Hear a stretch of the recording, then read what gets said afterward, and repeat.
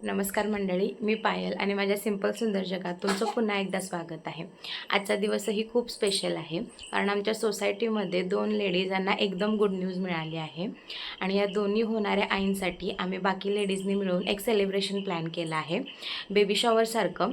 पण अगदीच तसं नाही, थोडंसं वेगळं आणि त्या दोन्ही होणाऱ्या आईंसोबत बाकी लेडीजही मिळून एन्जॉय करतील असं काहीतरी। तर प्रत्येकाने आपापल्या घरी एक एक डिश बनवून आणायची होती आणि त्यांना त्या होणाऱ्या आईंनाही खाऊ घालायचं आणि त्याच्यासोबत आपणही जेवून थोडंसं असं मजा मस्ती करत एन्जॉय करायचं असा काहीसा प्लॅन होता। पण अशा कार्यक्रमाला जायचं म्हटलं की फक्त तयार होऊन जाता येत नाही। घरी सकाळचा स्वयंपाक, घर आवरणं, संध्याकाळच्या जेवणाची तयारी आणि त्यात आपल्या डिश बनवायची तयारी, अशा काही कालच्या दिवसाची सुरुवात झाली। सकाळपासूनच स्वयंपाकघरात लगबग सुरू होती। एकीकडे घरचा स्वयंपाक सुरू होता आणि दुसरीकडे आज सगळ्यांनी काय बनवायचं होतं, कोणते ड्रेसेस घालायचे याची सगळी तयारी चालू होती। मध्ये मध्ये घरातलं काम आवरायचं, पण हे सगळं करताना सतत एकच विचार होता, आजचा कार्यक्रम छान झाला पाहिजे। आणि यातच मी माझी ही डिश तयार करायला घेतली। अशा वेळी मजाही असते की प्रत्येकजण आपल्या घरची एखादी खास गोष्ट घेऊन येणार होती। कोणी गोड पदार्थ, कोणी चटपटीत, कोणी स्नॅक्स, म्हणजे सगळ्या डिशेस मिळून एकदम छोटंसं होममेड बफेच तयार होणार होतं।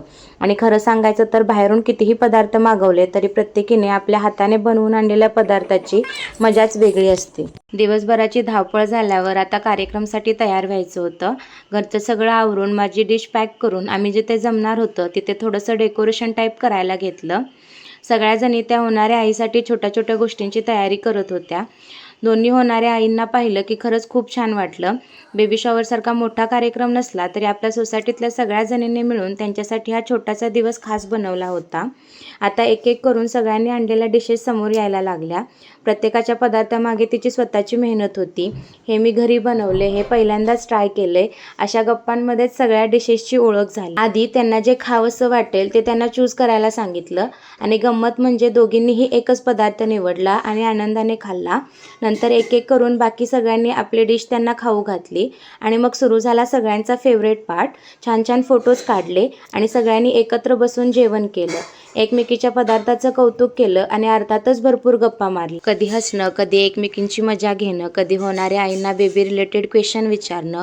खरंच अशा छोट्या छोट्या गॅदरिंगमध्ये किती आठवणी तयार होतात ना। दिवसभराच्या घरकामाच्या आणि रोजच्या रुटीनच्या बाहेर पडून काही तास फक्त सगळ्यांसोबत मनसोक्त एन्जॉय करणं हेही तितकंच गरजेचं असतं। दोन्ही प्रेग्नंट लेडीजसाठी हा स्पेशल मोमेंट तर होताच, त्यांच्या आयुष्यात आता एक नवीन चॅप्टर सुरू होणार आहे। आई होण्याचा हा प्रवास कितीही सुंदर असला तरी त्यात अनेक भावना, बदल आणि नवीन अनुभव असतात। म्हणूनच त्यांच्या या नवीन प्रवासासाठी सगळ्यांनी मिळून त्यांना खूप साऱ्या शुभेच्छा दिल्या।